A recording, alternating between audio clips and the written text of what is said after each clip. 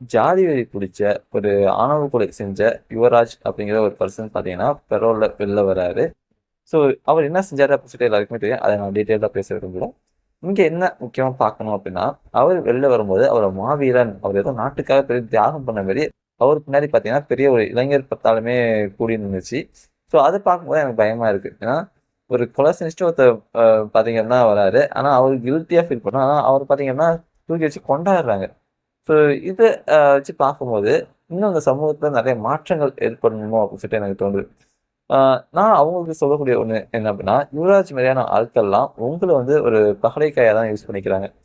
ஆ ஒரு மூடர் குலத்துல பார்த்தீங்கன்னா, ஒரு டயலாக் வரும். அதாவது காசும் வலிமையும் இருக்கக்கூடிய ஒரு 5 பேர் பார்த்தீங்க அப்படின்னா, மக்களுக்கு போய் நியாயமா சேர வேண்டிய பழங்கள பார்த்தீங்கன்னா எடுத்து வச்சுப்பாங்க. ஸோ அதனால ஒரு 20 பேருக்கு பார்த்தீங்கன்னா ஷார்டேஜ் ஆயிடும். ஸோ அவங்க என்ன பண்ணுவாங்க அப்படின்னா, அவங்ககிட்ட கெஞ்சுற மாரி ஆயிடும் அந்த 5 பேர்கிட்ட. 5 பேர் என்ன பண்ணுவாங்க அப்படின்னா, அவங்ககிட்ட ஒரு பழத்த குடுத்து, இத நட்டு வச்சு மரமாக்கி, இதுல வரக்கூடிய பழத்துலேருந்து நான் உங்களுக்கு 1 தரேன் அப்படின்னு சொல்லிட்டு பிச்சை போடுற மாரி போடுவாங்க. ஸோ அதே தான் பார்த்தீங்கன்னா, யுவராஜ் மாரியான இந்த தாங்க தான் இந்த ஜாதிய காப்பாத்த வந்த ஆட்கள் அப்படின்னு சொல்லிட்டு தங்கள ப்ரொஜெக்ட் பண்ணிக்கூடிய ஆட்கள் இதுதான் பண்றாங்க.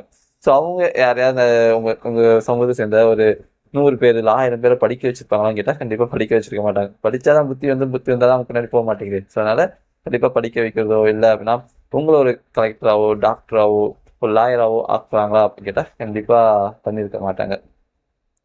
ஸோ அவங்கள பொறுத்தவரைக்கும் பார்த்தீங்கன்னா, நீங்க கடைசி வரைக்கும் அவங்க பின்னாடி போயிட்டே இருக்கணும். அவங்க அவங்களுடைய குழந்தை, அவங்களுடைய பேர குழந்தை எல்லாமே அ இந்த ஜாதிய காப்பாத்த வந்த ஆட்கள் மாரி ப்ரொஜெக்ட் பண்ணி பணம் சம்பாதிக்கணும். அது மட்டும் தான் அவங்களுடைய குறிக்கோளா இருக்கும். ஸோ நீங்க வந்து அது அவங்க பின்னாடி போறதுனால உங்களுக்கு எந்த பெனிஃபிட்டுமே கிடையாது. வை அ எம்பிசியா இருக்கட்டும், இல்ல பிசியா இருக்கட்டும். ஸோ இங்க வந்து இட ஒதுக்கீடு அப்படின்னு ஒண்ணு வரல அப்படின்னா, கடைசி வரைக்குமே உங்களுடைய தாத்தா, உங்க முப்பாட்டன் கூலி வேலை செஞ்சுட்டு இருந்தமே, நீங்களும் அதே தான் பண்ணிட்டு இருப்பீங்க. நாமளும் அதே தான் பண்ணிட்டு இருப்போம். ஸோ ஃபர்ஸ்ட் கிராஜுவேட் அப்படிங்கிற ஒரு விஷயத்த வந்து தமிழக அரசு கொண்டு வரல அப்படின்னா, நம்மள பாதி பேரு இன்ஜினியராவே ஆயிருக்க முடியாது. அதனால இந்த இல்லாத ஒரு விஷயம், ஜாதிங்கிற ஒரு விஷயம் இல்ல. என்ன பொறுத்தவரைக்கும் இல்ல. பட் தியரட்டிக்கலா இருக்கு. அத அவாய்ட் பண்ண முடியாது. அது காலப்போக்குல மறையணும். பட் பிராக்டிகலா பார்த்தீங்கன்னா, ஜாதி, மதம் அப்படிங்கிறது எதுவுமே கிடையாது. உங்களுக்கு புடிச்சத செய்யுங்க. நேர்மையா இருங்க. நல்லா படிங்க. பெரிய ஆளா ஆவுங்க. ஏன்னா ஃபியூச்சர்ல பார்த்தீங்க அப்படின்னா, இந்த வேலைவாய்ப்புகள்லாம் எந்த அளவுக்கு இருக்குன்னே சொல்ல முடியாது. ஏன்னா ஏஐ பார்த்தீங்கன்னா, பாதி வேலைய குறைச்சுட்டு. ஸோ அதனால ஃபியூச்சர்ல நீங்க ஸ்கில்ல வளர்த்துக்கிட்டா மட்டும் தான் உங்களால சர்வே பண்ண முடியும். இந்த யுவராஜ் மாரியான ஆட்களுக்குலாம் போனீங்க அப்படின்னா, ஒரு மயிரும் பிடுங்க முடியாது. அதனால நீங்க நல்லா படிங்க. ஸோ எல்லாரையும் சமமா மதிங்க. சந்தோஷமா இருங்க. ஸோ இந்த ஜாதி, மதம்க்குள்ள போயிட்டு உங்களுடைய வாழ்க்கைய நீங்க சீரழிச்சுக்காதீங்க. இந்த வீடியோ பிடிச்சிருந்துச்சு அப்படின்னா, மறக்காம நம்ம சேனல சப்ஸ்கிரைப் பண்ணிக்கோங்க.